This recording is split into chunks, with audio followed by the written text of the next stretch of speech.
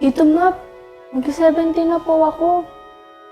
Dapat may mga desisyon rin ako na hindi niyo na pinapakailaman. Desisyon na dapat ayaw pa kailanman ng nanay mo. Amanda, tatanungin kita. Yan bang DJ na yan, may trabaho? Wala po. Ikaw, may trabaho ka na ba?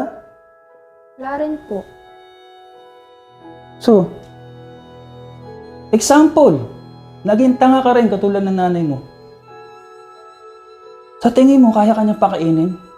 At kaya kanyang alagaan kung sakaling madisgrasya kanya at mabuntis ka na maaga? Amanda,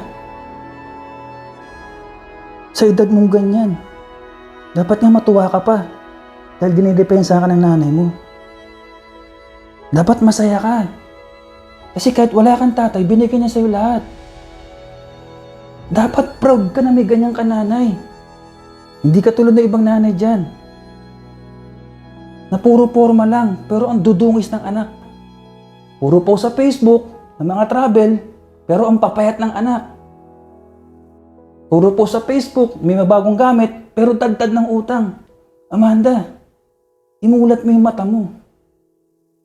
Ako mismo, natsuhi mo, saksi ako. Kung paano saktan ng tatay mo yung nanay mo.